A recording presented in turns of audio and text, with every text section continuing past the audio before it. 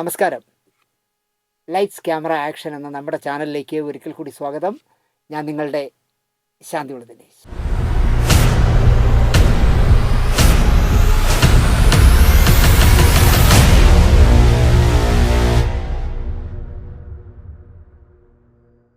ഞാൻ പലപ്പോഴും ആലോചിക്കാറുണ്ട്, എന്നെ വിളിക്കുന്ന, എനിക്ക് മെസ്സേജുകൾ അയക്കുന്ന നൂറുകണക്കിന് പേരിൽ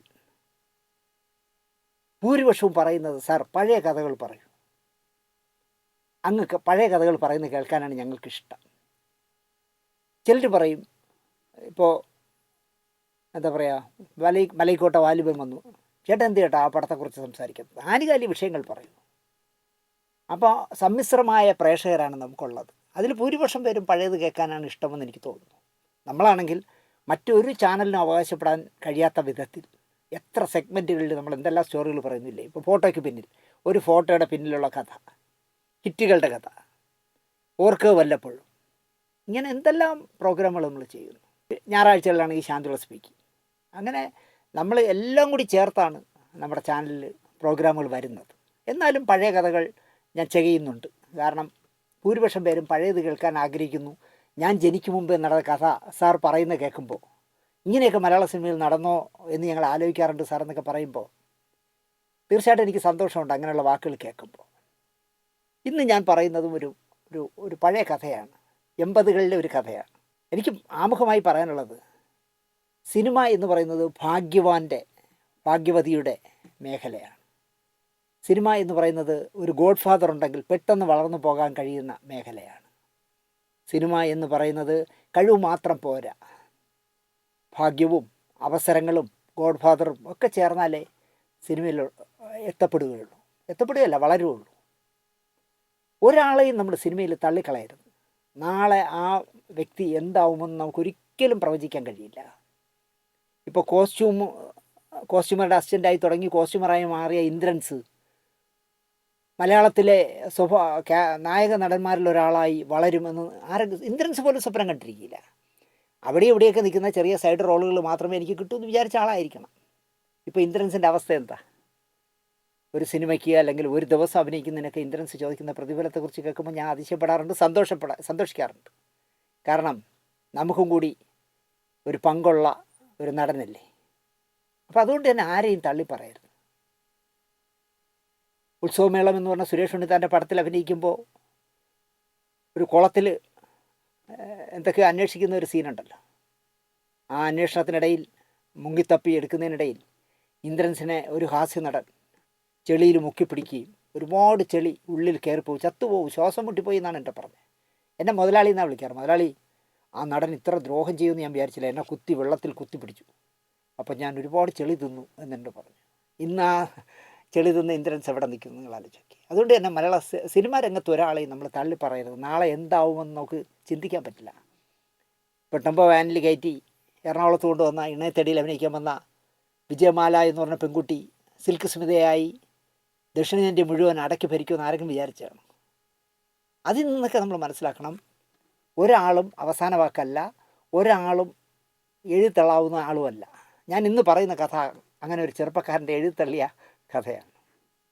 കഥാകൃത്ത്, നോവലിസ്റ്റ്, പത്രപ്രവർത്തകൻ, സ്വന്തമായി പത്രം നടത്തിയിരുന്ന മനുഷ്യനുമൊക്കെ ആയിരുന്നല്ലോ കല്ലു ഡെന്നീസ്. നനച്ചിരിക്കാതെ അദ്ദേഹം സിനിമയുടെ കഥാകൃത്തായി മാറി. അതിലും ഈ പറഞ്ഞ പോലെ നൈവിശേഷിക്കും ആൻ്റണി ഈസ്റ്റ്മാനും ഒക്കെ വലിയ പങ്കുണ്ട്. ജോൺ പോളിനെയും കല്ലു ഡെന്നീസിനെയും ഒക്കെ കഥാകൃത്തും തിരക്കഥാകൃത്തും ഒക്കെ ആക്കിയതിൽ. അങ്ങനെ 3 സിനിമകൾക്ക് തുടർച്ചയായി കഥ എഴുതി കല്ലു ഡെന്നീസ്. ആൻ്റണി ഈസ്റ്റ്മാൻ ഇണയത്തേടി എന്ന് പറഞ്ഞ പടത്തിന് ശേഷം അടുത്ത് സംവിധാനം ചെയ്ത പടത്തിൻ്റെ പേര് വയൽ എന്നായിരുന്നു. ആ വയൽ എന്ന് പറഞ്ഞ ചിത്രത്തിലൂടെ കല്ലു ഡെന്നീസിനെ അദ്ദേഹം തിരക്കഥാകൃത്താക്കി. ഈസ്റ്റ്മാനെ നനച്ചിരിക്കാതെയാണല്ലോ ഒരു സിനിമ ചെയ്യണം, ഒരു കൊച്ചു ലോ ബഡ്ജറ്റിലൊരു സിനിമ ചെയ്യണം, ഞാൻ കാശ് മുടക്കാം, നമുക്കതിനൊരു സംവിധായകനെ വേണമല്ലോ എന്ന് ആലോചിക്കുമ്പോൾ കല്ലു ഡെന്നീസാണ് പറയുന്നത്, നീ ചെയ്യടാ ആൻ്റണി, നിനക്ക് ചെയ്യാൻ പറ്റും, നീ ഒരുപാട് സിനിമകളുടെ സ്റ്റില്ലൊക്കെ എടുത്ത ആളല്ലേ, നിനക്ക് ചെയ്യാൻ പറ്റുമെന്ന് പറഞ്ഞ് നിർബന്ധിച്ച് സംവിധായകനാക്കിയതാണല്ലോ ഈസ്റ്റ്മാൻ ആൻ്റണിയെ.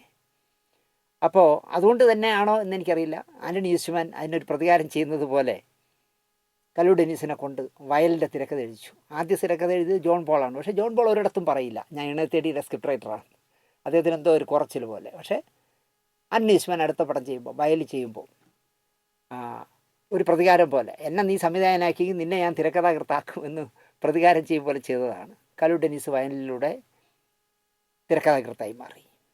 കഥയും നോവലും ഒക്കെ എഴുതുന്ന നിനക്ക് തിരക്കഥ എഴുതാനാവും എന്ന് പ്രേരണ കൊടുത്ത ആളാണ് ആൻ്റണി ഈസ്റ്റ്മാൻ. ധൈര്യമായിട്ട് എഴുതുമെന്ന് ഈസ്റ്റ്മാൻ പറഞ്ഞു. കടം വീട്ടലിൻ്റെ കാര്യമൊന്നുമില്ല ഇതിൽ, എനിക്ക് നിന്നിൽ വിശ്വാസമുണ്ട്, നീ എഴുത് എന്ന് പറഞ്ഞാണ് തിരക്കഥ എഴുതാൻ ഇരുത്തിയത്. സോമനും ശുഭയും സിൽക്ക് സ്മിതയും പറങ്കിമല ബെന്നിയും ടി ജി രവിയും കൊച്ചിൻ അനീഫയും ശങ്കരടിയൊക്കെ ആയിരുന്നു വയലിലെ അഭിനേതാക്കൾ. പറങ്കിമല ബെന്നിയുടെ അച്ഛനായിരുന്നു നിർമ്മാതാവ്. എറണാകുളത്തും പരിസരത്തും വയലിൽ ചിത്രീകരണം നടക്കുമ്പോൾ കലൂരാന് 2 സിനിമകൾ കൂടെ കിട്ടി എന്നുള്ളതാണ്. ഒരു സിനിമയുടെ തിരക്കഥ എഴുതി അതിൻ്റെ ചിത്രീകരണം നടക്കുമ്പോൾ അദ്ദേഹത്തിന് 2 അവസരങ്ങൾ കൂടി കിട്ടി. ഒന്ന് ജെ.സി. സാറിൻ്റെ, എൻ്റെ ഗുരുനാഥനായ ജെ.സി. സാറിൻ്റെ താറാവ്, മറ്റൊന്ന് പി ചന്ദ്രകുമാറിൻ്റെ സംഭവം. 2ലും മധുസാറായിരുന്നു നായകൻ. മധുസാറിനെ വളരെ ബഹുമാനത്തോടെയും സ്നേഹത്തോടെയും ആരാധനയോടെയും കാണുന്ന ആളാണ് കലു ഡെന്നീസ്. എൻ്റെ കൈനീട്ടം മോശം വരില്ലടാ എന്നായിരുന്നു ആൻ്റണി ഈസ്റ്റ്മാൻ ഈ 2 അവസരങ്ങൾ കൂടെ കിട്ടിയപ്പോൾ പറഞ്ഞത്. നിനക്ക് പടങ്ങൾ വരണ വരവ് കണ്ടോ, ഇനിയും വരും നോക്കിക്കോ. ഇതായിരുന്നു ആൻ്റണി ഈസ്റ്റ്മാൻ്റെ കമൻറ്റ്. പി കെ മോഹൻ്റെ നോവലായിരുന്നു താറാവ്. ON കുറിപ്പ് എഴുതി യേശുദാസ് സംഗീത സംവിധാനം നിർവഹിച്ച, യേശുദാസും ജെ.സി. സാറുമായിട്ട് ഒരു വലിയ അഭേദ്യമായ ആത്മബന്ധമുള്ള 2 പേരാണ്. ഇവിടെ പലരും പറയും ഞാനും യേശുവാണ് ഭയങ്കര കമ്പനിയെന്ന്. യേശുദാസും ജെ.സി. സാറുമായിട്ടുള്ള ഹൃദയബന്ധം, ജെ.സി. സാറിൻ്റെ ഒരു സിനിമയിലും യേശുദാസ് ട്രാക്ക് പാടിയിട്ടില്ല. സ്ട്രൈറ്റ് ട്രാക്ക് പാടി വെച്ചിട്ട് വന്ന് കേട്ടിട്ടല്ല പാടുന്നത്. ജെ.സി. സാറിൻ്റെ പടത്തിൽ മാത്രം സ്ട്രൈറ്റ് പാടുന്ന ആളായിരുന്നു യേശുദാസ്. അങ്ങനെ യേശുദാസാണ് താറാവിന് സംഗീത സംവിധാനം നിർവഹിച്ചത്. അതിലൊരു മനോഹരമായ പാട്ട് നിങ്ങൾക്കെല്ലാം അറിയാമായിരിക്കും. അല്പ ബുദ്ധിക്കുറവുള്ള ഒരു ക്യാരക്ടറായിട്ട് ആയിരുന്നു, എന്താ പറയുക, തങ്കി എന്ന് പറഞ്ഞൊരു ക്യാരക്ടറായിരുന്നു മാള അരവിന്ദൻ ചെയ്തത്. മാള അരവിന്ദൻ അമ്പികയും ഒക്കെ ആയിട്ട് ചേർന്ന് പാടുന്നൊരു പാടുണ്ട്. തക്കത മുന്തൻ താതാവേ തവിട്ട് മുന്തൻ താറാവേ ഇസ്തം കൂടാൻ നിനക്കുമുണ്ടോ കുത്തി താറാവ് എന്നൊക്കെ പറഞ്ഞ് കൊഞ്ഞയിൽ പാടുന്ന ഒരു പാട്ടുണ്ടായിരുന്നു. യേശുദാസ് മനോഹരമായി പാടിയ പാട്ടായിരുന്നു. അക്കാലത്ത് സൂപ്പർ ഹിറ്റായ ഗാനമേളകൾക്ക് സ്ഥിരം പാടുന്ന പാട്ടായിരുന്നു ഈ തക്കടമുണ്ടൻ താറാവേ. മധുസാറും സോമേട്ടനും സുകുമാരനും ശ്രീവിദ്യയും അംബികയും സീമയും ശങ്കരാടിയും കൊച്ചിൻ അനീഫയും അടക്കമുള്ള ഒരു മൾട്ടിസ്റ്റാർ ചിത്രമായിരുന്നു സംഭവം. ഈ താറാവിനൊപ്പം തന്നെ കലു ഡെന്നീസ് തിരക്കഥ എഴുതിയ സിനിമ. അബ്കാരി ബിസിനസ് അടക്കം നിരവധി ബിസിനസ്സുകളുണ്ടായിരുന്ന മജീന്ദ്രൻ എന്ന് പറഞ്ഞ ഒരാളും രാഷ്ട്രീയക്കാരൻ കൂടിയായ ബാബു എന്ന് പറഞ്ഞ ഒരാളും കൂടി ചേർന്ന്, അങ്ങനെ അദ്ദേഹത്തെ അക്കാലത്തെ സംഭവം ബാബു എന്നാണ് വിളിച്ചിരുന്നത്. ബാബുവും മജീന്ദ്രനും കൂടെ ചേർന്നാണ് ചന്ദ്രകുമാറിൻ്റെ സംഭവം നിർമ്മിച്ചത്. ഇരുവരും ജോൺ പോളിൻ്റെയും കലു ഡെന്നീസിൻ്റെയും സുഹൃത്തുക്കളുമായിരുന്നു. അതിനെ തന്നെ ഇരുവരും ചേർന്നായിരുന്നു തിരക്കഥ എഴുതിയത്. താറാവിൻ്റെ തിരക്കഥ എഴുതിയത് അവർ 2 പേരും കൂടെ ചേർന്നാണ്. എറണാകുളത്തെ വുഡ്ലാൻഡ്സ് എന്ന് പറഞ്ഞ ഹോട്ടലിലെ സൂട്ട് റൂമിലിരുന്നായിരുന്നു കഥാചർച്ചയും തിരക്കഥ എഴുത്തും. ജോൺ പോള്, കലു ഡെന്നീസ്, പി ചന്ദ്രകുമാർ, സത്യനന്ദിക്കാട്, ഇത്രയും പേരാണ് എന്താ പറയുക റൂമിലിരുന്ന് ചർച്ച ചെയ്ത് നമുക്കൊരു കഥ ഉണ്ടാക്കാമെന്നാണ് കഥയുണ്ടാക്കി തിരക്കഥ എഴുതുന്ന സമയമായിരുന്നു വുഡ്ലാൻഡ്സിൽ. മാസം തോറും ഏറ്റവും ചുരുങ്ങിയത് ഒരു പടമെങ്കിലും സംവിധാനം ചെയ്യുന്ന അത്രയും തിരക്കിലായിരുന്നു അക്കാലത്ത് ചന്ദ്രകുമാർ. മധുസാറിൻ്റെ ഉമാ സ്റ്റുഡിയോ നിർമ്മിക്കുന്ന ചിത്രങ്ങൾ, അരോമണിയുടെ സുനിത പ്രൊഡക്ഷൻസ് നിർമ്മിക്കുന്ന ചിത്രങ്ങൾ, RS പ്രഭുവിൻ്റെ ചിത്രങ്ങളൊക്കെ, അങ്ങനെ വലിയ കമ്പനികളുടെയൊക്കെ സ്ഥിരം സംവിധായകനായിരുന്നു അക്കാലത്ത് ചന്ദ്രകുമാർ. നിന്ന് തിരിയാൻ സമയമില്ലാത്ത, ഒരിടത്ത് ഷൂട്ടിംഗ് നടക്കുമ്പോൾ ഒരിടത്ത് എഡിറ്റിംഗ് നടക്കും, ഒരിടത്ത് കഥാചർച്ച നടക്കും, ഇങ്ങനെ തിരക്കായിരുന്ന കാലമായിരുന്നു. സഹസംവിധാന പണിക്കൊപ്പം ഗാനരചനയിലും ഈ ചന്ദ്രകുമാറിൻ്റെ സിനിമയിലെല്ലാം ഗാനരചന സത്യനന്ദിക്കാടായിരുന്നു. വുഡ്ലാൻഡ്സിലെ കഥാചർച്ചയ്ക്കിടയിൽ ഒരു ഉച്ച നേരത്ത് കോളിംഗ് ബെല്ലും മുഴങ്ങി. ആരോ പുറത്തുനിന്ന് ബെല്ലടിച്ചു. അപ്പോൾ ജോൺ പോളോ ചന്ദ്രകുമാർ ആരോ പറഞ്ഞു, റൂം പോയി ഉച്ചഭക്ഷണത്തിന് ഓർഡർ എടുക്കാൻ വരുന്നതായിരിക്കും. ഒരു മടിയുമില്ലാതെ കലു ഡെന്നീസ് എന്ന് റൂമിൻ്റെ വാതിൽ തുറന്നു. അക്കാലത്ത് ഈ ബെൽബോട്ടം പാൻറ്റാണ്, ജയനൊക്കെ ഇട്ടിരുന്ന പോലത്തെ വലിയ പാവാട പോലത്തെ പാൻറ്റാണ്. അങ്ങനെ ബെൽബോട്ടം പാൻസും ഷർട്ടും ധരിച്ച സുമുഖനായ ഒരു ചെറുപ്പക്കാരൻ, നല്ല നിറഞ്ഞ ചിരിയോടെ ഒരു ചെറുപ്പക്കാരൻ ഡോർ തുറന്നപ്പോൾ കലൂരാൻ്റെ മുമ്പിൽ നിൽക്കുക.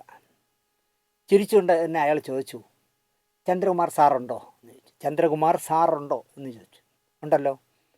അയാൾ പോക്കറ്റിൽ നിന്ന് ഒരു കത്തെടുത്തു, ഒരു കത്ത് വെച്ച ഒരു കവറെടുത്ത് നീട്ടി. ഇത് മലയാള മനോരമയിലുള്ള കാർട്ടൂണിസ്റ്റ് യേശുദാസൻ ചന്ദ്രകുമാർ സാറിന് കൊടുക്കാൻ തന്നതാണ്. യേശുദാസന് നിങ്ങൾക്കെല്ലാം അറിയാമായിരിക്കുമല്ലോ. മലയാള മനോരമയിലെ കുഞ്ചുകുറുപ്പടക്കം അല്ലെങ്കിൽ നല്ല നല്ല കാർട്ടൂണുകൾ, ഓർത്തോർത്ത് ചിരിക്കാൻ പറ്റുന്ന ഒരുപാട് കാർട്ടൂണുകൾ വരച്ച യേശുദാസൻ. അദ്ദേഹമാണ് കത്ത് കൊടുത്തയച്ചിരിക്കുകയാണ്, ഒരു ശുപാർശ കത്ത്. യേശുദാസിനെ ആണെങ്കിൽ കലൂരാനും നല്ല പരിചയമുണ്ട്. കത്ത് ചന്ദ്രന് കൊടുത്താൽ മതിയോ എന്നായി കല്ലു ഡെന്നീസ്. അതോ ഇങ്ങോട്ട് വിളിക്കണോ എന്നുള്ള രീതി ചോദിച്ചു. പോരാ, അങ്ങനെ കത്ത് കൊടുത്താൽ പോരാ, എനിക്കൊന്ന് കാണുകയും വേണം. ഷാർപ്പായിട്ട് തന്നെ ആ പയ്യൻ, ആ ചെറുപ്പക്കാരൻ മറുപടി പറഞ്ഞു. അങ്ങനെ കത്ത് കൊടുത്താൽ പോരാ, ഒരാൾ കൊണ്ടുവന്നൊരു കത്തെന്ന് പറഞ്ഞ് കൊടുത്താൽ പോരാ, എനിക്ക് അദ്ദേഹത്തെ ഒന്ന് കാണുകയും വേണം. കല്ലൂരാൻ ആ ഉത്തരം വലിയ ഇഷ്ടമായി. അദ്ദേഹം അകത്തേക്ക് ക്ഷണിച്ചു. ഇരിക്കും എന്ന് പറഞ്ഞാൽ അവിടെ ഇരിക്കാൻ പറഞ്ഞിട്ട്, സ്യൂട്ട് റൂമായതുകൊണ്ട് അകത്തെ റൂമിനകത്താണ് കഥാചർച്ചയൊക്കെ നടക്കുന്നത്. മുറിയിലെ സെറ്റിലിരിക്കാൻ കല്ലൂരാൻ പറഞ്ഞു. പക്ഷേ കക്ഷി ഇരുന്നില്ല. അയാൾ അവിടെ തന്നെ നിന്നു. അത് കുഴപ്പമില്ല എന്ന് പറഞ്ഞു. കത്തുമായിട്ട് കല്ലു ഡെന്നീസ് അകത്തേക്ക് പോയി. വാതിലടഞ്ഞു. ചന്ദ്രകുമാർ ചോദിച്ചു, ആരാ വന്നത് എന്ന് ചോദിച്ചു. കാരണം ചന്ദ്രകുമാർ ആ ഇരിക്കുന്ന 4 പേരിൽ ഏറ്റവും പോപ്പുലർ ചന്ദ്രകുമാറാണല്ലോ. അതിൻ്റേതായ ഒരു ചെറിയ, ചന്ദ്രൻ്റെ ഒരു പാവമാണ്, വളരെ സാധുവായ ഒരു മനുഷ്യനാണ്. പക്ഷേ എങ്കിലും തുടർച്ചയായിട്ട് സിനിമകളെടുക്കുകയും വലിയ വിജയമാവുകയൊക്കെ ചെയ്തതിൻ്റെ ഒരു സിനിമ ജാട കാണുമല്ലോ. ആ ജാട വെച്ച് ചോദിച്ചു, ആരാ വന്നത് എന്ന് ചോദിച്ചു. ഒരു പുതുമുഖ നടൻ, കാർട്ടൂണിസ്റ്റ് യേശുദാസിൻ്റെ കത്തുമായി വന്നതാണ്. കത്ത് കൊടുത്തു. ചന്ദ്രകുമാർ അത് പൊട്ടിച്ച് വായിച്ചു. അതിൽ യേശുദാസൻ എഴുതിയിരിക്കുന്നത്, ഈ കത്തുമായി വരുന്ന ചെറുപ്പക്കാരൻ ഒരു പുതുമുഖ നടനാണ്. നിങ്ങളുടെ സംഭവത്തിൽ എന്തെങ്കിലും സംഭവം ഉണ്ടെങ്കിൽ ഇയാൾക്ക് കൊടുത്താൽ നന്നായിരുന്നു. ഇയാളെ ഒന്ന് പരീക്ഷിച്ച് നോക്കിയിട്ട് വേണ്ട വിധത്തിൽ ഉപയോഗപ്പെടുത്തുമല്ലോ. പിന്നെ എന്തൊക്കെയോ ചന്ദ്രകുമാറിനോട് ഉള്ള പരിചയം വെച്ചുകൊണ്ട് എന്തൊക്കെയോ തമാശകളും കുശലങ്ങളും ഒക്കെ ചോദിച്ചിട്ടുണ്ട്. എന്ന് വന്നു, എന്ന് പോകുന്നു എന്നൊക്കെ ആയിരിക്കാം. കാർട്ടൂണിസ്റ്റ് യേശുദാസൻ ഒരു കത്ത് അനർഹനായ ഒരാൾക്ക് കൊടുക്കില്ല, ഉറപ്പായിട്ട് കൊടുക്കില്ല. അതിനാൽ തന്നെ ഈ കത്തുമായി വന്ന സുമുഖനെ ആരായാലും ഉപയോഗിക്കേണ്ടതാണ്. ഒരു ചെറിയ മുഖം കാണിക്കാനുള്ള ഒരു വേഷങ്ങളും കൊടുക്കേണ്ടതാണ്. പക്ഷേ സംഭവം എന്ന് പറഞ്ഞ പടത്തിൽ റോളില്ല എന്നങ്ങ് തീരുമാനിച്ചു. ചിലപ്പോൾ റോളൊക്കെ ഉണ്ടാവും, അല്ലെങ്കിൽ റോൾ ഉണ്ടാക്കാൻ പറ്റും. കാരണം 2 തിരക്കഥാകൃത്തുകൾ ഇരിക്കുകയല്ലേ. ആ ചെറുപ്പക്കാരനെ വിളിച്ച് കണ്ടിട്ട് ഇയാൾക്ക് പറ്റിയ എന്തെങ്കിലും ഒരു ക്യാരക്ടർ, ഒരു സീൻ മതി ചെയ്യണമെന്ന് പറഞ്ഞാൽ അവർ എഴുതാതിരിക്കുമോ. പക്ഷേ റോളില്ല. എല്ലാം നിശ്ചയിച്ച് കഴിഞ്ഞു. ചന്ദ്ര, അടുത്ത പടത്തിൽ ഉറപ്പായി നോക്കാമെന്ന് അയാളെ വിളിച്ച് നീ കാര്യം പറ. കല്ലു ഡെന്നീസ് പറഞ്ഞാണ്. റോള് കൊടുക്കണ്ട, പക്ഷേ അടുത്ത പടത്തിൽ നിങ്ങൾക്ക് ഞാനൊരു വേഷം തരാമെന്ന് ചന്ദ്രൻ തന്നെ നേരിട്ട് പറ. അയാളൊന്ന് കാണുകയും ചെയ്യാമല്ലോ. നല്ല പയ്യനാണ്, കാണാനൊക്കെ നല്ല സുമുഖനാണ്, നല്ല ഒരു നടനാവാനുള്ള യോഗ്യതയുള്ള പയ്യനാണ്. ഏയ്, അതിൻ്റെ ഒന്നും ആവശ്യമില്ല. ഇനി വെറുതെ വിളിച്ച് സംസാരിച്ച് നമ്മുടെ സമയം കളയണ്ട. ഡെന്നീസ് പറഞ്ഞു വിട്ടാൽ മതി എന്നായി ചന്ദ്രകുമാർ. ആലോചിച്ച് നോക്കിയേ, യേശുദാസൻ കൊടുത്തയച്ച കത്തും കൂടി ചെന്നിട്ട് പോലും ഇങ്ങനെയാണ് പ്രതികരിച്ചത്. കല്ലൂരൻ വാതിൽ തുറന്ന്, അവരകത്തിരിക്കുന്ന റൂമിൻ്റെ വാതിൽ തുറന്ന് ചെല്ലുമ്പോൾ ആ ചെറുപ്പക്കാരൻ വെറുതെ ഇരിക്കാതെ അവിടെ ആ ഉള്ള സ്ഥലത്ത് ഉലാത്തുകയാണ്. അകത്ത് പറഞ്ഞതൊന്നും അയാൾ കേട്ട ലക്ഷണമില്ല. വാതിലടച്ചതുകൊണ്ട് അകത്ത് എന്താണ് സംസാരിച്ചതെന്ന് കേട്ട ലക്ഷണമില്ല. കല്ലൂരനെ കണ്ടപ്പം പാവം അയാളുടെ മുഖം വിടർന്നു. എന്തോ ഒരു പ്രതീക്ഷ വരുന്നു. വരൂ, നിങ്ങളെ ചന്ദ്രകുമാറിനെ കാണണമെന്ന് പറയുന്നോ, അല്ലെങ്കിൽ നിങ്ങൾക്കൊരു വേഷം തരാമെന്ന് എന്തോ പറയുമെന്ന് അയാളുടെ മുഖത്തെ ആ സന്തോഷം കണ്ടപ്പോൾ കല്ലൂരാന് തോന്നി. അപ്പോൾ എന്ത് ചെയ്തു? കല്ലൂരാനും വിട്ടില്ല, ഒന്ന് ഡിപ്ലോമാറ്റിക്കായി. നിങ്ങൾ ഒരു 3-4 ദിവസം മുമ്പ് വന്നിരുന്നെങ്കിൽ ഉറപ്പായിട്ടും ഈ സിനിമയിലൊരു വേഷം തരാമായിരുന്നു. ഇതിപ്പോൾ എല്ലാ റോളുകളും ഫിക്സായിപ്പോയി. അല്ലാതെ ചന്ദ്രകുമാർ ഇങ്ങനെ റഫായിട്ട് പറഞ്ഞു, ഇങ്ങനെയൊക്കെ അവനെയൊക്കെ വിളിച്ച് കയറണം എന്തിനെന്ന് ചോദിച്ചെന്നോ ഒന്നും പറഞ്ഞില്ല. വളരെ ഡിപ്ലോമാറ്റിക്കായിട്ട് പറഞ്ഞു. ഒരു 3-4 ദിവസം വൈകിപ്പോയി. നിങ്ങൾ അതിനു മുമ്പ് വന്നിരുന്നെങ്കിൽ നിങ്ങൾക്കൊരു വേഷം ഉറപ്പായിട്ട് തരാമായിരുന്നു. അടുത്ത പടത്തിൽ ഉറപ്പായി ഒരു നല്ല വേഷം തന്നിരിക്കും എന്ന് കല്ലൂരാൻ അടിച്ചു പറഞ്ഞു. ചാൻസ് കിട്ടാത്ത വിഷമമൊന്നും അയാളുടെ മുഖത്ത് വന്നതേയില്ല. അയ്യോ, ഞാൻ വെറുതെ ഈ വെയിലത്ത് നടന്നു വന്നത് വെറുതെ ആയോന്നൊന്നും കല്ലൂരാൻ തോന്നിയില്ല. ആ മുഖം ആ പ്ലസൻ്റായിട്ട് നിൽക്കുന്നു. വളരെ കൂളായി നിന്ന അയാൾ സിനിമ വിശേഷങ്ങളൊക്കെ സംസാരിച്ചു. ഇതിലാരൊക്കെ അഭിനയിക്കുന്നു, ഞാനിങ്ങനെ ഒരുപാട് പേരെ കണ്ടു, എന്തെങ്കിലും ഒരു വേഷം ചെയ്യണം എന്നൊക്കെ ഉള്ള അയാളുടെ ഡീറ്റെയിൽ കാര്യങ്ങൾ, സിനിമാ കാര്യങ്ങളൊക്കെ അയാൾക്ക് അറിയാവുന്നതൊക്കെ കല്ലൂരാനുമായിട്ട് പങ്കുവച്ചു. തനിക്ക് ഏറ്റവും ഇഷ്ടപ്പെട്ട നടൻ മധുവാണെന്നും താൻ മധുവിൻ്റെ ആരാധകനാണെന്നും സിനിമയും അഭിനയവും തൻ്റെ പാഷനാണെന്നും ഒക്കെ ചടുലമായി തന്നെ ആ ചെറുപ്പക്കാരൻ കല്ലു ഡെന്നീസിനോട് സംസാരിച്ചു. കല്ലൂരാൻ ഇപ്പോൾ അതൊക്കെ ടെൻഷൻ കയറി തുടങ്ങി. കാരണം അകത്ത് സ്ക്രിപ്റ്റ് എഴുത്തിൻ്റെ ചർച്ച അടക്കയില്ലേ, അങ്ങോട്ട് പോകാൻ പറ്റുന്നില്ല. ഈ പയ്യൻ മധു ആണ് എൻ്റെ ഇഷ്ട നടനെന്നും അദ്ദേഹത്തിൻ്റെ ആരാധകനാണെന്നും സിനിമ എൻ്റെ ഒരു പാഷനാണെന്നൊക്കെ പറഞ്ഞ് വാചമടിച്ച് പോകുന്നതല്ലാതെ പോകുന്നില്ല. വേഗം കട്ട് ചെയ്ത് വിട്ടിട്ട് കഥാചർച്ചയ്ക്ക് ഇരിക്കാൻ ചെല്ലണമെന്നാണ് ചന്ദ്രകുമാർ പറഞ്ഞു വിട്ടത്. പക്ഷേ ഇവിടെ ഈ പയ്യൻ്റെ വാചമടി കാരണം പോകാൻ പറ്റുന്നില്ല. ഈ പുതുമുഖം അയാൾ സംസാരം നിർത്തുന്നില്ല. കിട്ടിയ അവസരം വെച്ച് കല്ലു ഡെന്നീസ് നന്നായിട്ട് പെരുമാറിയുണ്ടായിരിക്കാം. ഇപ്പം ജോൺ പോൾ ആണെങ്കിൽ മസിൽ പിടിക്കും, അപ്പോൾ അങ്കിൾ വന്ന് ഇതിലില്ല കേട്ടോ, നിങ്ങൾ പൊയ്ക്കോളൂ എന്ന് പറഞ്ഞാൽ പോകേണ്ടി വരും. കാരണം അദ്ദേഹത്തിന് ബലിഷ്ഠമായ വലിയ ആകാര സൗഷ്ഠവവും ഒക്കെ കാണുമ്പോൾ ആരും കഥ പറയാൻ നിൽക്കില്ല. കല്ലൂരാൻ ഒരു പാവമായതുകൊണ്ട് കേട്ടോണ്ട് നിന്നപ്പോൾ അയാൾ വീണ്ടും വീണ്ടും വീണ്ടും വീണ്ടും സംസാരിച്ചു. അയാൾ വീണ്ടും വീണ്ടും തൻ്റെ സിനിമ അറിവിൻ്റെ മണിച്ചപ്പ് തുറന്നുകൊണ്ടേയിരുന്നു. അവസാനം സഖി കിട്ടപ്പോൾ കല്ലൂരാൻ പറഞ്ഞു, സോറി, ഡിസ്കഷന് വേണ്ടി അവരെല്ലാം എന്നെ കാത്തിരിക്കുകയാണ്. ഇതിൽ വേഷം കിട്ടിയില്ല എന്ന് കരുതി വിഷമിക്കൊന്നും വേണ്ട. അവസരങ്ങൾ ഇനിയും വരും. ഭാഗ്യമുണ്ടെങ്കിൽ അടുത്ത പടത്തിൽ നമുക്ക് സഹകരിക്കാം. ആ സ്വാതന്ത്ര്യ വാക്കുകൾ കേട്ട് ഒരു ഭാവ വ്യത്യാസവും ഇല്ലാതെ സംഭവം ഒരു സംഭവമാകട്ടെ എന്ന് ആശംസിച്ച് അയാൾ മുറിയിൽ നിന്ന് ഇറങ്ങിപ്പോയി. ടോക്കറ്റീവായ ആ യുവാവിനെ കണ്ടിരിക്കാനും കേട്ടിരിക്കാനും രസമുണ്ട് എന്നാണ് കല്ലു ഡെന്നിസ് പറയുന്നത്. ഒരു വേഷം കൊടുക്കണമായിരുന്നു, പക്ഷേ എന്ത് ചെയ്യാൻ. അകത്തേക്ക് ചെല്ലുമ്പോൾ ചന്ദ്രകുമാറിൻ്റെ ചോദ്യം, അയാളെ വേഗം ഡിസ്പോസ് ചെയ്യാൻ പറഞ്ഞു വിട്ടിട്ട് നിങ്ങൾ ഇത്രയും നേരം അയാളുടെ വാചകമടി കേട്ടിരിക്കുകയായിരുന്നു.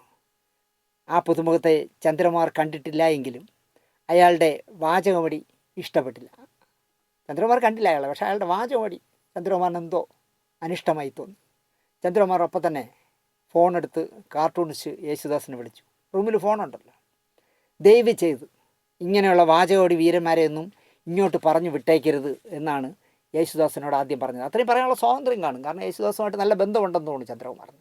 അല്ലെങ്കിൽ ചന്ദ്രകുമാറിന് യേശുദാസൻ ഒരു കത്ത് കൊടുത്തയക്കിയില്ല. യേശുദാസൻ അതിന് സരസമായി എന്തോ മറുപടി പറഞ്ഞു എന്ന് ചന്ദ്രൻ്റെ മുഖം കാണുമ്പോൾ അറിയാം. അദ്ദേഹം ചിരിക്കുക എന്തോ ചെയ്തു. ആ പുതുമുഖത്തെ കണ്ടിട്ട് ഭാവിയിൽ വലിയൊരു നടനാകാനുള്ള സാധ്യത ഉള്ളതായി തോന്നുന്നുവെന്ന് കല്ലു ഡെന്നിസ് പറഞ്ഞത് മറ്റ് 3 പേരും മുഖവിലേക്ക് എടുത്തതേയില്ല. നോക്കിയോളൂ, ഇപ്പോൾ വന്നിട്ട് അവസരം ചോദിച്ചു വന്നില്ലേ ആ പയ്യൻ. ആ ചെറുപ്പക്കാരൻ ചിലപ്പോൾ മലയാള സിനിമയിൽ ഒരു വലിയ നടനാകും എന്ന് കല്ലു ഡെന്നിസ് പറഞ്ഞപ്പോൾ സത്യനന്ദിക്കാടോ ചന്ദ്രകുമാറോ ജോൺ പോളോ അത് മുഖവിലേക്ക് എടുത്തില്ല. ചാൻസ് ചോദിച്ച് വലിയ പ്രതീക്ഷയോടെ യേശുദാസിൻ്റെ ശുപാർശ കത്തുമായി ആ ഉച്ചനേരത്ത് വുഡ്ലാൻഡ്സിൽ വന്നിട്ട് ഒന്ന് കാണാനുള്ള സന്മനസ് പോലും സംവിധായകൻ കാണിക്കാതെ മടക്കിയ ആ ചെറുപ്പക്കാരൻ ആരായിരിക്കും എന്ന് എൻ്റെ പ്രിയപ്പെട്ട പ്രേക്ഷകർക്ക് മനസ്സിലായോ എന്നെനിക്കറിയില്ല.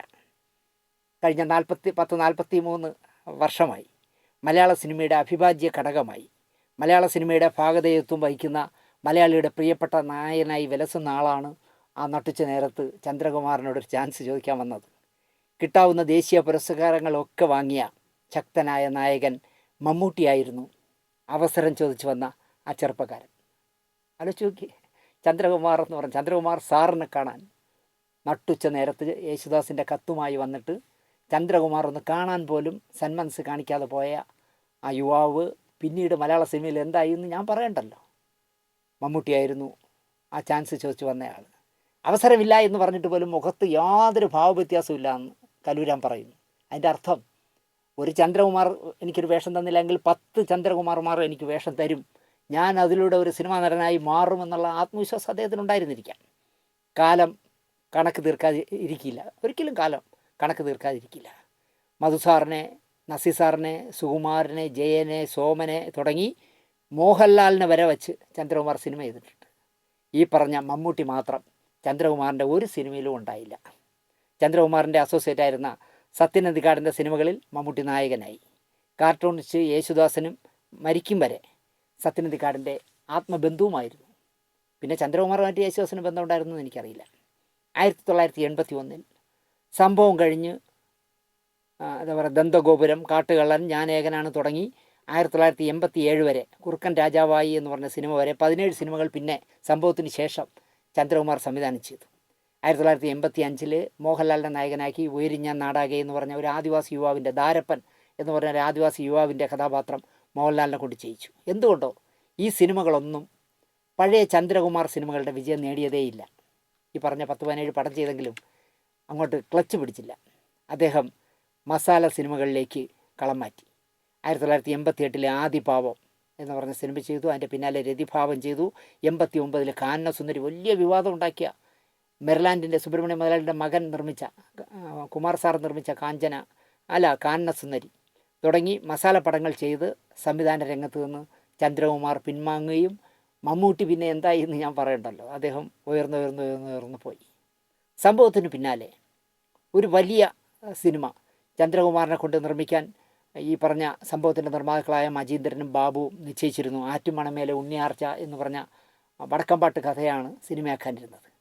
അതുപോലെ തന്നെ കല്ലൂർ ഡെന്നിസിൻ്റെ സ്മഗ്ലർ എന്ന് പറഞ്ഞ ഒരു കഥയ്ക്ക് വേണ്ടി അഡ്വാൻസും കൊടുത്തിരുന്നു. അസോസിയേറ്റ് ഡയറക്ടറായ സത്യൻ അന്തിക്കാടിനെ കൊണ്ട് ഒരു സിനിമ സ്വതന്ത്ര സംവിധായകനാക്കാൻ തീരുമാനിച്ചു. ഈ മജീന്ദ്രനും ബാബുവും കൂടി. ജോൺ പോളാണ് തിരക്കഥാകൃത്ത്. ചമയം എന്ന് പേരിട്ടു. പിന്നെ ഭരതൻ ചമയം ചെയ്തു, ജോൺ പോളിൻ്റെ തന്നെ തിരക്കഥയിൽ. അത് രണ്ടും ഒരു കഥയല്ല. കലാമണ്ഡലത്തിൻ്റെ പശ്ചാത്തലത്തിൽ അവിടെ കഥകളി പഠിക്കാൻ വരുന്ന 3 വിദ്യാർത്ഥികളുടെ കഥയായിരുന്നു സത്യൻ അന്തിക്കാടിന് വേണ്ടി ജോൺ പോൾ പറഞ്ഞ കഥ. നെടുമുടി വേണുവും കമലഹാസനും നായകന്മാർ, അംബിക നായിക. ഇതായിരുന്നു ആ സിനിമയ്ക്ക് വേണ്ടി, ചമയം എന്ന് പറഞ്ഞ സിനിമയ്ക്ക് വേണ്ടി ഉണ്ടാക്കിയ സിനിമയിലെ നായകന്മാരും നായികയും. മദ്രാസിലെ വുഡ്ലാൻഡ്സ് ഹോട്ടലിൽ വെച്ച് IV ശശിയുടെ കൈകൊണ്ട് സത്യൻ അന്തിക്കാടിന് എന്താ പറയുക, മജീന്ദ്രൻ അഡ്വാൻസ് നൽകി. സത്യൻ അന്തിക്കാട് സ്വതന്ത്ര സംവിധായകനാകുന്നു എന്ന വാർത്ത വന്നതേ ഉള്ളൂ. സത്യൻ അന്തിക്കാടിനെ തേടി 3 സിനിമകളുടെ അഡ്വാൻസ് വന്നു. സത്യൻ വെറും സഹസംവിധായകനല്ല എന്നും മികച്ച പാട്ടുകൾ എഴുതുന്ന ആളാണെന്നും തെളിയിക്കുകയും വർഷത്തിൽ 7ഉം 8ഉം സിനിമകൾ സംവിധാനം ചെയ്യുന്ന ചന്ദ്രകുമാറിൻ്റെ സിനിമകളിൽ സത്യൻ അന്തിക്കാടിന് നിർണായകമായ സംഭാവനകളുണ്ടെന്നും സിനിമാ രംഗത്തിന് അറിയാമായിരുന്നു. ചെറുതുരുത്തിയിലിരുന്ന് ജോൺ പോളുമായി തിരക്കഥ എഴുതി. ഈ ചമയത്തിൻ്റെ സിനിമയിൽ വന്നിട്ട് 9 വർഷക്കാലമായതിൻ്റെ അനുഭവ സമ്പത്ത് സത്യൻ അന്തിക്കാടിന് മുതൽക്കൂട്ടായി. ലൊക്കേഷൻ കാണാൻ ഈ നേരത്തെ പറഞ്ഞ കാർട്ടൂണിസ്റ്റ് യേശുദാസും ചൊവ്വല്ലൂർ കൃഷ്ണൻകുട്ടിയും സത്യൻ അന്തിക്കാടിൻ്റെ കൂടെ ചെറുതുരുത്തിയിലും സമീപ പ്രദേശങ്ങളിലുമൊക്കെ ലൊക്കേഷൻ കാണാൻ ചെന്നു. കലാമണ്ഡലത്തിലെ വള്ളത്തോളിൻ്റെ സമാധിക്ക് മുന്നിൽ വച്ച് ചമയം എന്ന് പറഞ്ഞ സിനിമയുടെ സ്വിച്ച് ഓൺ നടത്തി. ഇവിടെ ഒരു പ്രശ്നം പൊന്തി വന്നു. കമൽഹാസൻ്റെ മീശയായിരുന്നു പ്രശ്നം. കഥകളി വിദ്യാർത്ഥിയാകുമ്പോൾ മീശ പറ്റില്ലല്ലോ. ഇവിടെ എന്താ പറയുക, കൃത്രിമ താടി ഒട്ടിക്കാനില്ലാത്തതുകൊണ്ട് മീശ വെച്ച പള്ളിയിലച്ഛൻ അഭിനയിച്ച സിനിമയുണ്ട്. അതിന് സംസ്ഥാന അവാർഡ് കിട്ടിയിട്ടുണ്ട്. ഞാൻ പറയുന്നില്ല പടത്തിൻ്റെ പേര്. വേണമെങ്കിൽ ഒരു ഉദാഹരണം പറയാം. സിദ്ദിഖായിരുന്നു മീശ വെച്ച അച്ഛനായിട്ട് അഭിനയിച്ചത്. കമൽ തൻ്റെ ഗുരുനാഥനായ കെ ബാലചന്ദ്രൻ്റെ സിനിമയിൽ അഭിനയിക്കുന്ന കാലമായിരുന്നു. ഈ സത്യൻ അന്തിക്കാടിന് ഡേറ്റ് കൊടുക്കുമ്പോൾ കെ ബാലചന്ദ്രൻ്റെ സിനിമയിൽ, ഗുരുനാഥനായ കെ ബാലചന്ദ്രൻ്റെ സിനിമയിൽ കമൽഹാസൻ അഭിനയിക്കുകയായിരുന്നു. ആ പടം കഴിയുന്നതുവരെ കമൽഹാസന് മീശ എടുക്കാൻ പറ്റില്ല. ഗുരുനാഥൻ്റെ പടമല്ലേ. ഒന്നുകിൽ ബാലചന്ദ്രൻ്റെ പടം തീർത്ത് കമൽ വരുന്നതുവരെ കാത്തിരിക്കണം, അല്ലെങ്കിൽ കമൽഹാസന് പകരം വേറൊരാളെ കണ്ടെത്തണം. നെടുമുടി വേണു, ശങ്കരാടി, കബീർ പൊന്നമ്മ, മണിയമ്പിള്ള രാജു മുതലായവരെ വെച്ച് എന്തായാലും ഷൂട്ടിംഗ് തുടങ്ങി.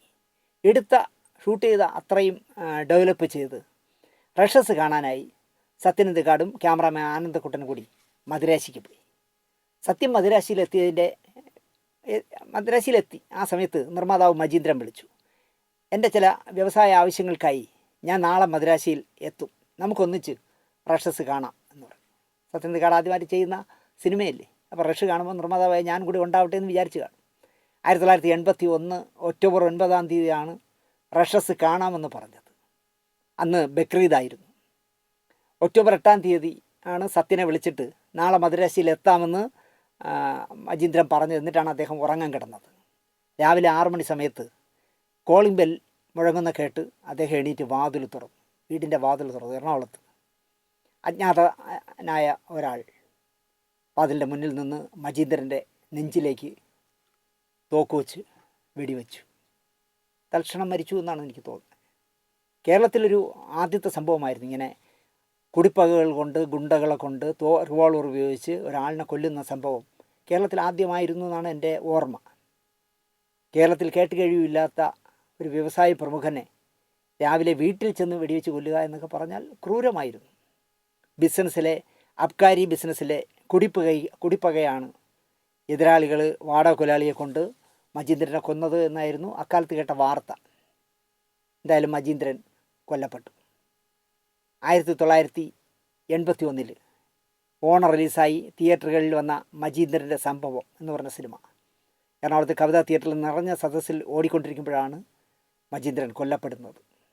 വാർത്ത അറിഞ്ഞ സത്യൻ അന്തിക്കാട് മദ്രാസിൽ നിന്ന് ആദ്യമായിട്ട് ചെയ്യുന്ന സിനിമയുടെ നിർമ്മാതാവല്ലേ, വെടിയേറ്റ് മരിച്ചു എന്നുള്ള വാർത്ത അറിഞ്ഞ് കൈ കാശൊന്നുമില്ല. മദ്രാസിൽ നിന്ന് ആരെയും കടം മറിച്ച് ഒരു ടിക്കറ്റ് എടുത്ത് വിമാനത്തിൽ സത്യൻ അന്തിക്കാട് കൊച്ചിയിലിറങ്ങി. കേസിലെ പ്രതികളെ വർഷങ്ങളോളം ഉള്ള വാദപ്രതിവാദമൊക്കെ നടന്ന ശേഷം തെളിവുകളുടെ അഭാവത്തിൽ കോടതി വെറുതെ വിട്ടു. മജീന്ദ്രൻ്റെ കൊലപാതകത്തിൽ ശരിക്കും പെട്ടുപോയത് സത്യൻ അന്തിക്കാടായിരുന്നു.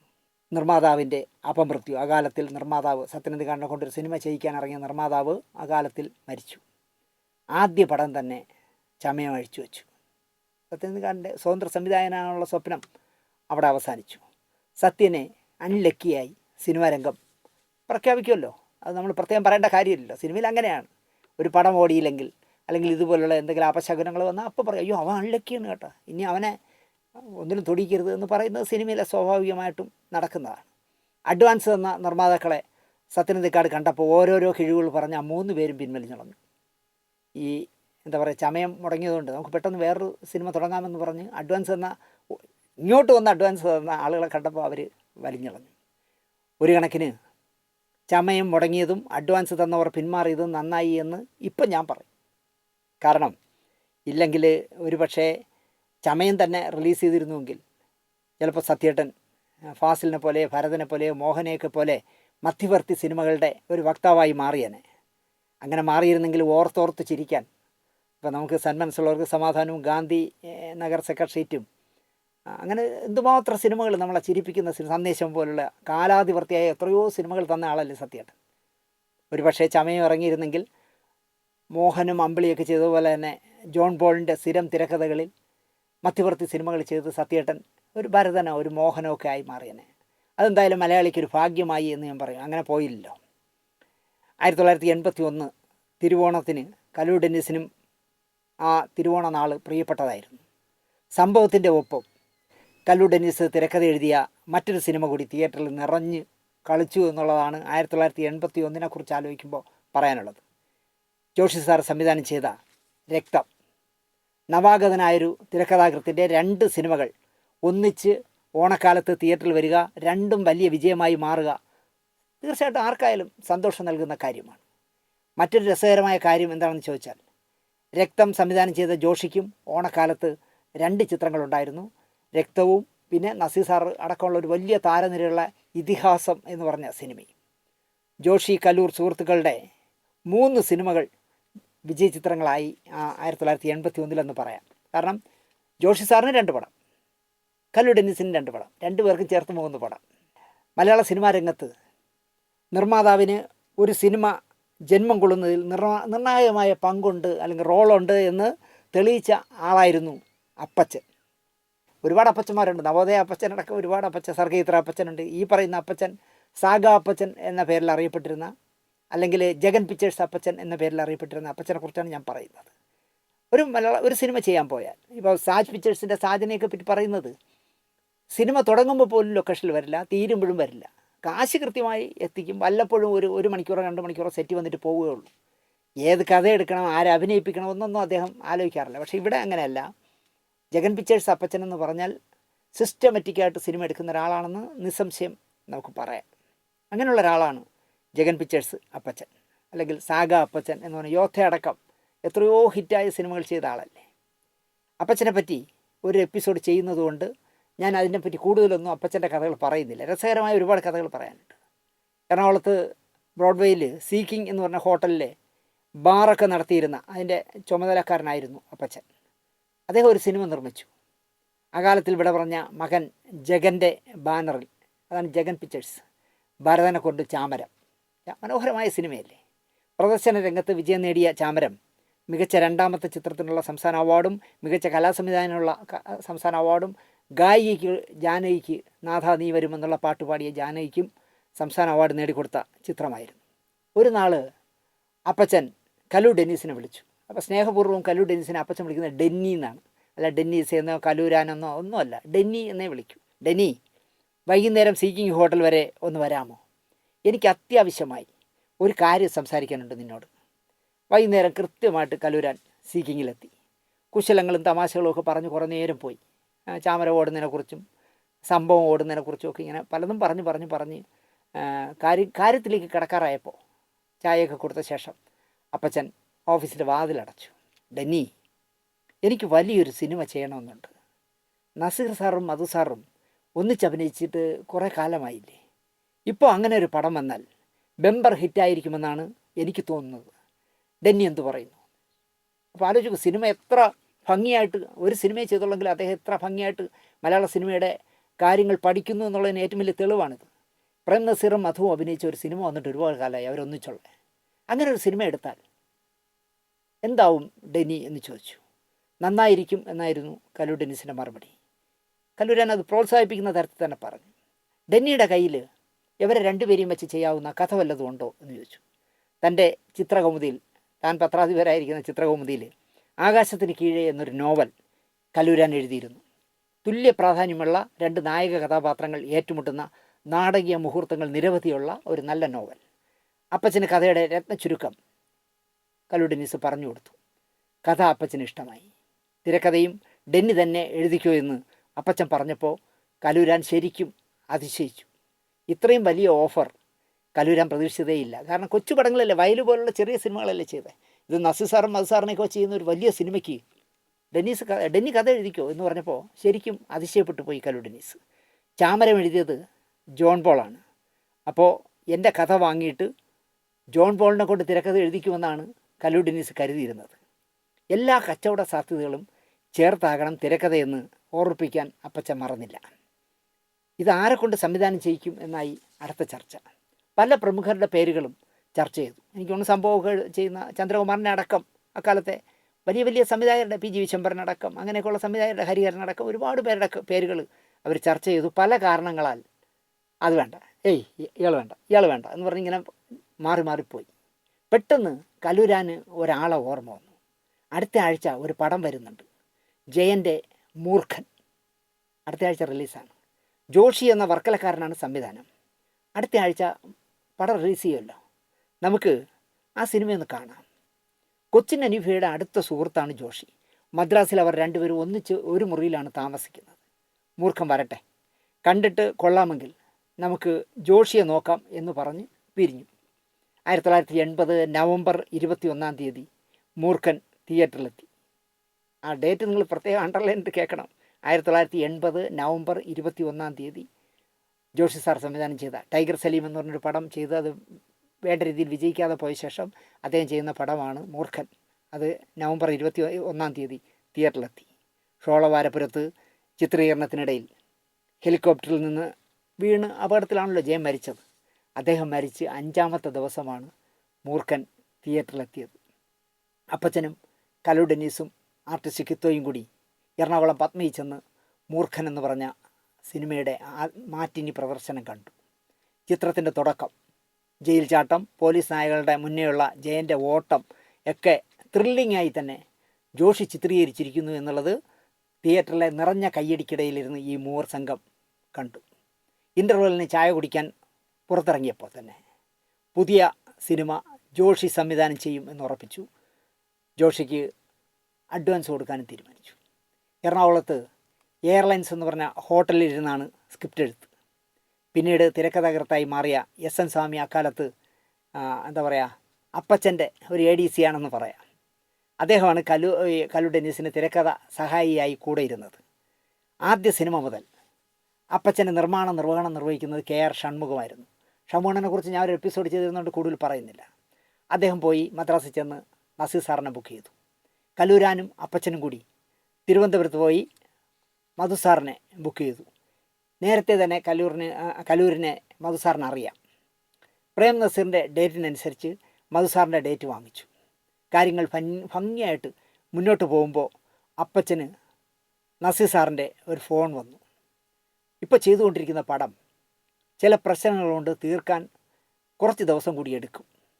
അതുകൊണ്ട് അപ്പച്ചൻ ഒരു കാര്യം ചെയ്യണം, താങ്കളുടെ സിനിമ തുടങ്ങുന്നത് ഒരു മാസത്തേക്ക് ഒന്ന് തള്ളി വയ്ക്കണം. ചെയ്യുന്ന പടം തീർക്കാനാണെന്നും അത് ആ നിർമ്മാതാവിൻ്റെ ഒരു ഗതികേട് കൊണ്ടാണെന്നുള്ള കാര്യങ്ങളൊക്കെ അറിഞ്ഞപ്പോൾ നസീർ സാർ പറയുന്നതിനെ എതിർക്കാനും അപ്പച്ചന് വയ്യ. മനസ്സോടെ അപ്പച്ചൻ അത് സമ്മതിച്ചു. മധുസാറിൻ്റെയും സോമൻ്റെയും അടക്കമുള്ളവരുടെ ഡേറ്റുകൾ കുഴയുമോ എന്നായിരുന്നു കല്ലൂർ ഡെന്നീസിൻ്റെ സന്ദേഹം. നസീർ സാർ ഡേറ്റ് മാറ്റണമെങ്കിൽ തക്കതായ കാരണം കാണും. അന്വേഷിച്ചപ്പോൾ നിർമ്മാതാവിൻ്റെ ദയനീയ അവസ്ഥയാണ് നസീർ സാർ ഡേറ്റ് മാറ്റാൻ കാരണമെന്ന് കല്ലൂർ ഡെന്നീസിന് മനസ്സിലായി. ഡേറ്റ് മാറ്റിയത് കല്ലൂർ ഡെന്നീസിനെ സംബന്ധിച്ച് നന്നായി എന്ന് പറയാം. കാരണം ധൃതി വെച്ചൊന്നും തിരക്കഥ എഴുതണ്ടല്ലോ. തിരക്ക് പിടിക്കാതെ സമയമെടുത്ത് അദ്ദേഹം സിനിമയുടെ തിരക്കഥ വീണ്ടും റീറൈറ്റ് ചെയ്തു. പടത്തിന് രക്തം എന്ന് പേരിട്ടു. പടത്തിൻ്റെ ഡേറ്റ് മാറിയ വിവരം മധുസാറിനെ ഫോണിൽ വിളിച്ച് പറയുകയാണ് ചെയ്തത്. പുതിയ ഡേറ്റ് നേരിൽ പറയാൻ അപ്പച്ചനും കല്ലൂരാനും കൂടി വീണ്ടും തിരുവനന്തപുരത്തേക്ക് വന്നു. ചെല്ലുമെന്ന് വിളിച്ചു പറഞ്ഞിരുന്നതിനാൽ മധുസാറ് ഇവരെ കാത്ത് ഇരുന്ന് എങ്ങും പോകാതെ അവിടെ കാത്തിരുന്നു. അപ്പം അതുപോലെ കാണാൻ വന്നവരെ മധു സാർ സ്വീകരിച്ചിരുത്തി. നസീർ സാർ ഡേറ്റ് മാറ്റാനുള്ള കാരണം എന്തായിരുന്നു എന്നാണ് ആദ്യം തിരക്കിയത്. അപ്പോൾ വിവരം പറഞ്ഞു. ഒരു പ്രൊഡ്യൂസറുടെ ഭാഗത്തു നിന്ന് വീഴ്ചയിൽ ആ പടത്തിൽ സാമ്പത്തികമായി പ്രതിസന്ധിയൊക്കെ വന്ന് നീണ്ടുകൊണ്ടാണ് എന്നുള്ള വിഷയം പറഞ്ഞപ്പോൾ മധു സാർ പറഞ്ഞ ഡയലോഗ് ഗ്രേറ്റ്, നസീർ സാർ വലിയ മനസ്സുള്ള ആളാണ് എന്നായിരുന്നു മധു സാറിൻ്റെ ഉത്തരം. ഒപ്പം നസീർ സാറിൻ്റെ ചില ഗുണഗണങ്ങളെപ്പറ്റി ഉദാഹരണങ്ങൾ സഹിതം മധു സാർ സംസാരിച്ചു. നസീർ സാർ ഡേറ്റ് തന്നിരിക്കുന്നത് മെയ് 21 മുതലാണ്. അന്ന് മുതൽ സാറിൻ്റെയും ഡേറ്റ് കിട്ടിയാലേ കോമ്പിനേഷൻ സീൻസൊക്കെ എടുക്കാൻ പറ്റൂ എന്നായി അപ്പച്ചൻ. അതുവരെ ക്ഷമയോടെ കേട്ടുകൊണ്ടിരുന്ന മധു സാറ് വളരെ കൂളായിട്ട് മറുപടി പറഞ്ഞു, സോറി അപ്പച്ച, ആ സമയത്ത് എനിക്ക് ഡേറ്റ് ഉണ്ടാവില്ല. ആലോചിച്ച് നോക്കിയേ, മധു നസീർ സാറിനേക്കാളും വലിയ വേഷമാണ് രക്തത്തിൽ മധു സാറിന്. ആ മധു സാർ വളരെ കൂളായിട്ട് എല്ലാം കേട്ടുകൊണ്ടിരുന്നു. നസീർ സാർ ചെയ്ത നല്ല കാര്യങ്ങളും എല്ലാം പറഞ്ഞിട്ട് അവസാനം പറയുകയാണ്, ആ സമയത്ത് എനിക്ക് ഡേറ്റ് ഉണ്ടാവില്ല അപ്പച്ച. മധു സാറിൻ്റെ മറുപടിയിൽ ശരിക്കും ഞെട്ടിയത് കലു ഡെന്നീസായിരുന്നു. ഷൂട്ടിംഗ് ഡേറ്റ് മാറുന്ന വിവരം പറഞ്ഞപ്പോൾ നസീർ സാറിൻ്റെ ഡേറ്റിനനുസരിച്ച് എപ്പോൾ വേണമെങ്കിലും താൻ ഡേറ്റ് തരാമെന്ന് പറഞ്ഞ ആളാണ് മധു സാർ. ഇപ്പോൾ പറയുന്നു ആ ഡേറ്റ് ഇല്ല എന്ന്. മധു സാറിൻ്റെ ഡേറ്റ് ഇല്ലെങ്കിൽ ഈ സിനിമ നടക്കില്ല. കലൂരാൻ്റെ ആദ്യത്തെ പ്രോജക്റ്റാണ്, വലിയ വമ്പൻ നിബിഡമായ സിനിമയാണ്. മധു സാറാണെങ്കിൽ ഒരു കാര്യം പറഞ്ഞാൽ പിന്നെ മാറ്റുന്ന പ്രകൃതക്കാരനുമല്ല. വെട്ടൊന്ന് മുറി രണ്ടാണല്ലോ, പറഞ്ഞാൽ പറഞ്ഞതാണ്, പിന്നെ എന്തു വന്നാലും സാർ മാറില്ല. ഒരു ഉദ്ഘാടനത്തിന് വരാമെന്ന് പറഞ്ഞാൽ വന്നിരിക്കും. ഇനി ആരൊക്കെ വിളിച്ച് പറഞ്ഞാലും പുള്ളി പോയിരിക്കും. അതുപോലെ ഒരു പത്മശ്രീ, സാറേ പത്മശ്രീ വാങ്ങരുത് എന്നുള്ളത്, കേന്ദ്ര ഗവൺമെൻറ് അറിഞ്ഞു തരുന്നതല്ലേ, നമ്മളെ പരിഗണിച്ചില്ല ഇത്രയും വർഷക്കാലം, എന്നിരുന്ന് നമ്മൾ പോകാതിരിക്കുന്നത് ശരിയല്ല എന്ന് പറഞ്ഞ് പോയ ആളാണ് മധു സാർ. അത് തീരുമാനം കട്ട് ആൻഡ് റൈറ്റ് ആയിട്ട് എടുക്കുന്ന ആളാണ്. ഡേറ്റ് തരാഞ്ഞത് ഇല്ലാത്തത് കൊണ്ടല്ല എന്ന് കലു ഡെന്നീസിന് മനസ്സിലായി. കാരണം ഡേറ്റ് ഞാൻ നസീറിൻ്റെ ഡേറ്റ് വാങ്ങിച്ചോളൂ, അതിനനുസരിച്ച് തരാമെന്ന് അദ്ദേഹം പറഞ്ഞതാണ്. പക്ഷേ എന്തുകൊണ്ടാണ് പെട്ടെന്ന് മാറിയെന്ന് മനസ്സിലായില്ല. മറ്റെന്തോ കാര്യമുണ്ടെന്ന് കലു ഡെന്നീസിന് മനസ്സിലായി. ഡേറ്റ് തരാഞ്ഞതിന് വ്യക്തമായ കാരണമൊന്നും പറഞ്ഞതുമില്ല. എൻ്റെ ഡേറ്റ് ഇല്ല എന്നല്ലാതെ, ആ സമയത്ത് ഞാൻ ഉണ്ടാവില്ല എന്ന് പറഞ്ഞല്ലാതെ ഏത് പടം ഒന്നും പറഞ്ഞില്ല. കലൂരാൻ അപ്പച്ചനെയും വിളിച്ചുകൊണ്ട് പുറത്തേക്ക് പോയി. അപ്പച്ചൻ ഇവിടെ നിൽക്കുക, ഇതിലെന്തോ പ്രശ്നമുണ്ട്, ഞാൻ മധു സാറിനോട് ഒന്ന് സംസാരിച്ച് നോക്കട്ടെ. അത് കേട്ടപ്പോൾ അപ്പച്ചൻ ടെൻഷനായി. കാരണം വളരെ സിസ്റ്റമാറ്റിക്കായിട്ട് സിനിമ എടുക്കുന്ന ആളല്ലേ. കുളമായി എന്ന് കണ്ടപ്പോൾ അദ്ദേഹം ടെൻഷനായി. ടെൻഷൻ വന്നാലുടൻ അപ്പച്ചൻ സിഗരറ്റ് എടുത്ത് വലിക്കുന്ന ഒരു സ്വഭാവക്കാരനാണ്. അദ്ദേഹം ഒരു സിഗരറ്റ് എടുത്തങ്ങ് വലിച്ചു. കലൂരാൻ അകത്ത് ചെന്നെങ്കിലും പിടികൊടുക്കാതെ മധു സാർ ഒഴിഞ്ഞു. അപേക്ഷാസ്വരത്തിൽ കലു ഡെന്നീസ് പറഞ്ഞു, സാർ അഭിനയിച്ചില്ലെങ്കിൽ ഈ സിനിമ നടക്കില്ല. തുടക്കക്കാരനായി എനിക്ക് കിട്ടിയ വലിയ അവസരം നഷ്ടമാകും. പ്ലീസ് സാർ സഹായിക്കണം എന്ന് അദ്ദേഹത്തിൻ്റെ ഗതികേട് കൊണ്ട്, അല്ലെങ്കിൽ അദ്ദേഹത്തിൻ്റെ ആഗ്രഹം തകരുന്നു എന്ന് കേട്ടപ്പോൾ കലൂരാൻ ഇങ്ങനെ പറഞ്ഞു. കലൂരാൻ്റെ മാനസികാവസ്ഥ മനസ്സിലാക്കിയ പോലെ മധു സാറ് കലൂരാനെ തന്നെ നോക്കിയിരുന്നു. പിന്നെ ഒരു തീരുമാനം പോലെ പതിയെ പറഞ്ഞു, ശരി ഞാൻ വരാം, ഡെന്നീസ് വിഷമിക്കണ്ട, ധൈര്യമായി പൊയ്ക്കോളൂ എന്ന് പറഞ്ഞു. ഒഴിഞ്ഞു മാറിയ കാരണവും പറഞ്ഞു. അപ്പോഴാണ് ഒഴിഞ്ഞു മാറിയ കാരണം പറയുന്നത്. ആദ്യം വന്നപ്പോൾ ഒരു ചെക്ക് എനിക്ക് അഡ്വാൻസായി തന്നു, ആ ചെക്ക് മടങ്ങി. അപ്പച്ചൻ അറിഞ്ഞ് മടക്കിയതല്ല എന്നാണ് കലു ഡെന്നീസ് പറയുന്നത്. ഓവർ സ്മാർട്ടാകാൻ അപ്പച്ചൻ്റെ കണക്കപ്പിള്ളമാരാരോ ചെയ്തതാണ്. കാരണം പടം ഡേറ്റ് മാറിയപ്പോൾ എന്നാൽ പിന്നെ ഇയാളുടെ ചെക്ക് മാറണ്ട എന്നുള്ള രീതിയിൽ വലിച്ചതായിരിക്കാം. ഷൂട്ടിംഗ് തുടങ്ങുന്നതിന് മുൻപേ കേരളം മുഴുവൻ 12 ഷീറ്റിൽ, 6 ഷീറ്റ് വരെ നമ്മളെ മലയാള സിനിമയ്ക്ക് പോസ്റ്ററുള്ളൂ, ഇത് 12 ഷീറ്റിലുള്ള പോസ്റ്റർ, വെർട്ടിക്കൽ പോസ്റ്റർ കേരളത്തിലെ മുഴുവൻ ചുവരുകളിലും എല്ലാ തിയേറ്ററുകളുടെ മുന്നിലും ഒട്ടിച്ചിരുന്നു. നമ്മൾ പഠിക്കാൻ പോകുന്ന കാലത്ത് ഈ തിയേറ്ററിൽ പത്മനാഭയുടെ മുന്നിൽ നിന്ന് ഞാൻ അതിശയത്തോടെ നോക്കിയിട്ടുണ്ട്. കാരണം അതിലൊരു സിനിമാ നടൻ്റെയോ നടിയുടെയോ ഒന്നും മുഖമില്ല. പകരം ഒരു ട്രെയിനിൻ്റെ മുൻഭാഗത്തെ ചിത്രം, അതിൽ ചുവന്ന ലൈറ്റ് കത്തി നിൽക്കുന്ന ഇരുട്ടത്ത് നിൽക്കുന്ന ഒരു ട്രെയിൻ, അതിൽ രക്തമെന്നെഴുതിയ രക്തം ചെതറി കിടക്കുന്ന പോലുള്ള രക്തമെന്നെഴുതിയ ഒരു പോസ്റ്ററായിരുന്നു. വലിയ വാർത്താ പ്രാധാന്യമുണ്ടാക്കിയ പോസ്റ്ററായിരുന്നു. ഒരു ചെറിയ കഥ കൂടി പറഞ്ഞ് ഇപ്പോൾ പറഞ്ഞ ഈ കഥ അവസാനിപ്പിക്കാം. ഇതിൽ ഒരു വില്ലനുണ്ട്, യുവാവായ ഒരു വില്ലനുണ്ട്. ബാലങ്കൻ നായരുടെ മകൻ, ബാലങ്കൻ നായർ ചെയ്യുന്ന ക്യാരക്ടറിൻ്റെ മകനായിട്ട് അഭിനയിക്കുന്ന ഒരു യുവാവായ വില്ലനുണ്ട്. അത് കണ്ടുമടുത്ത മുഖങ്ങളൊന്നും വേണ്ട, ഒരു പുതിയ മുഖത്തെ നമുക്ക് കണ്ടെത്താം എന്ന് പറഞ്ഞ് ഒരുപാട് അന്വേഷണങ്ങൾ നടത്തി. ഷൂട്ടിംഗ് തുടങ്ങാൻ ഒരാഴ്ച ബാക്കിയുള്ളപ്പോഴും അന്വേഷണം തുടരുന്നേ ഉള്ളൂ, കണ്ട ആരും അതിന് പറ്റുന്നില്ല. അപ്പോഴാണ് ബോംബെയിൽ നിന്നും മിലിറ്ററിയിൽ ജോലിയുള്ളൊരു ചെറുപ്പക്കാരൻ പല പ്രാവശ്യം വിളിച്ച് ഫോട്ടോകൾ അയച്ചു കൊടുത്ത അപ്പച്ചന്. കാണാനും നല്ല സുന്ദരൻ, അയാളെ വിളിച്ചൊന്ന് കണ്ടാലോ എന്നായി അപ്പച്ചൻ. ഫോട്ടോകൾ കണ്ടപ്പോൾ കുഴപ്പമില്ല, വരാൻ ഏർപ്പാടാക്കി. 2 ദിവസം കഴിഞ്ഞ് ആ ചെറുപ്പക്കാരൻ എറണാകുളത്തെത്തി. ഭാരത് ടൂറിസ്റ്റ് ഹോമിലെ BTHലെ 110-ാമത്തെ നമ്പർ മുറിയുടെ കോളിംഗ് ബെല്ല് മുഴങ്ങി. പതുപോലെ കലൂരാൻ തന്നെ ചെന്ന് വാതിൽ തുറന്നപ്പോൾ ഹിന്ദി സിനിമയിലൊക്കെ കാണുന്ന നായകന്മാരെ പോലെ അമിതാഭ് ബച്ചൻ്റെ അത്ര ഉയരമുള്ള ഒരു ചെറുപ്പക്കാരൻ നല്ല പ്ലീസിങ് ആയി ചിരിച്ചുകൊണ്ട് മുന്നിൽ നിൽക്കുന്നു. അപ്പച്ച സാർ പറഞ്ഞിട്ട് വന്നതാണ്, ഞാൻ ക്യാപ്റ്റൻ രാജു. കലൂരിങ്ങനെ അതിശയത്തോടെ നോക്കുക. നല്ല സുമുഖനായ ക്ലീൻ ഷേവ് ചെയ്ത നല്ല അമിതാഭ് ബച്ചൻ്റെ ഉയരമുള്ള ചെറുപ്പക്കാരൻ പറയുകയാണ്, അപ്പച്ച സാർ പറഞ്ഞിട്ട് വന്നതാണ്, എൻ്റെ പേര് ക്യാപ്റ്റൻ രാജു. മധുവിനോടും പ്രേം നസീറിനോടും പോരടിക്കാൻ പറ്റിയ വില്ലൻ എന്ന് തീരുമാനിച്ച് ഫിക്സ് ചെയ്തു. ജയന് പകരക്കാരനെ തേടുന്ന കാലമായിരുന്നു. ജയന് പകരം ആര് എന്ന് പറഞ്ഞ് ചർച്ച നാനയിലൊക്കെ തുടരെ ചർച്ചകൾ നടക്കുന്ന കാലമായിരുന്നു. രക്തത്തിൽ ക്യാപ്റ്റൻ രാജു നടക്കുന്ന ഷോട്ടുകൾ കണ്ടാൽ തിയേറ്ററിൽ ഭയങ്കര കയ്യടിയായിരുന്നു ക്യാപ്റ്റനെ കാണിക്കുമ്പോൾ. കാരണം വേറൊരു ജയനെന്ന് തോന്നിക്കുമായിരുന്നു. ഇനി നിങ്ങൾ രക്തം ഒന്ന് കണ്ടു നോക്കൂ. പ്രൈമിലേക്ക് ക്യാപ്റ്റൻ രാജു വരുമ്പോഴൊക്കെ നല്ല കയ്യടിയായിരുന്നു. ഈ മൾട്ടിസ്റ്റാർ ചിത്രം ജോഷി 18 ദിവസം കൊണ്ടാണ് ചിത്രീകരിച്ചത് എന്ന് പറഞ്ഞാൽ ആരെങ്കിലും വിശ്വസിക്കുമോ എന്ന് എനിക്കറിയില്ല. നസീർ സാറും മധു സാറും സോമനും ഒരുപാട് താരങ്ങളുള്ള സിനിമയല്ലേ. ആ സിനിമ 18 ദിവസം കൊണ്ടാണ് ജോഷി സാർ ചിത്രീകരിച്ചത്. ഇന്നാണെങ്കിൽ ജോഷി സാറാണെങ്കിൽ പോലും 180 ദിവസം എടുത്താലും ചിത്രീകരിക്കുമെന്ന് തോന്നുന്നില്ല. വയൽ, സംഭവം, രക്തം 3 പടങ്ങളുടെ വർക്ക് ഒരേ സമയം മദ്രാസിൽ നടക്കുന്നു. 3 ഈ നന്ദനത്തിലെ കുമ്പിടിയെ പോലെ കലു ഡെന്നീസ് മാറി 3 സ്റ്റുഡിയോകളിലും ചെന്നു. ഒരു നവാഗത തിരക്കഥാകൃത്തിന് ഇതിൽ പരം ഒരു ഭാഗ്യം വേണ്ട എന്ന് പറയാമല്ലോ അല്ലേ. കാരണം ഒരേ സമയം തുടക്കക്കാരനായ ഒരാളുടെ 3 സിനിമ 3 ലാബിൽ നടക്കുന്നു. 3 കലൂരാൻ ചെന്നു. എറണാകുളം മൈമൂൺ എന്ന് പറഞ്ഞ തിയേറ്ററിൻ്റെ ഉദ്ഘാടന ചിത്രമായിരുന്നു രക്തം. സംഭവം കവിതയിലാണ് റിലീസ് ചെയ്തത്. ഓണക്കാലമാണ്. ഓണച്ചിത്രങ്ങളായതിനാൽ വലിയ വിജയം നേടി. അതിൽ രക്തമാണെങ്കിൽ ബെമ്പർ ഹിറ്റുമായി. കച്ചവട സിനിമയിലെ രാശിയുള്ള തിരക്കഥാകൃത്തായി കലു ഡെന്നീസ് മാറി. രക്തത്തിൻ്റെ 100-ാം നാൾ വേളയിൽ ജഗൻ അപ്പച്ചൻ അടുത്ത ജഗൻ പിക്ചേഴ്സിൻ്റെ അടുത്ത പടവും ജോഷിയും കലു ഡെന്നീസിനെയും ഏൽപ്പിച്ചു. തമിഴിൽ സൂപ്പർ ഹിറ്റായ മേജർ ചന്ദ്രകാന്ത് എന്ന് പറഞ്ഞ സിനിമയുടെ റീമേക്കാണ് ചെയ്യേണ്ടത്. ആ പടത്തിനിട്ട പേരാണ് കർത്തവ്യം എന്ന് പേരിട്ടു. പിന്നെയുള്ള കഥ ഒരുപാടുണ്ട്. കലു ഡെന്നീസിനെ കുറിച്ചൊക്കെ പറയാൻ, ജോഷി സാറിനെ കുറിച്ച് പറയാൻ, ജഗൻ അപ്പച്ചനെ കുറിച്ച് പറയാനൊക്കെ ഒരുപാട് കഥകളുണ്ട്. എന്തായാലും മേജർ ചന്ദ്രകാന്തിനെ കർത്തവ്യമാക്കാമെന്ന് തീരുമാനിച്ച് രക്തമെന്ന് പറഞ്ഞ സിനിമയുടെ 100-ാം നാൾ ജോഷി സാറിനും കലൂർ ഡെന്നിച്ചായനും ജഗൻ പിക്ചേഴ്സ് അപ്പച്ചൻ അഡ്വാൻസ് കൊടുത്ത കഥ പറഞ്ഞുകൊണ്ട് ഈ എപ്പിസോഡ് ഇവിടെ അവസാനിപ്പിക്കുന്നു. നിങ്ങൾക്ക് ഇഷ്ടപ്പെട്ടിരിക്കും. നിങ്ങൾ അറിയാത്ത വാർത്തകളാണ് ഞാൻ ഈ പറഞ്ഞതെന്ന് ഞാൻ വിശ്വസിക്കുന്നു. എല്ലാവർക്കും ഒരിക്കൽ കൂടി നന്ദി, നമസ്കാരം പറഞ്ഞുകൊണ്ട് ഈ എപ്പിസോഡ് അവസാനിപ്പിക്കുന്നു. നന്ദി, നമസ്കാരം.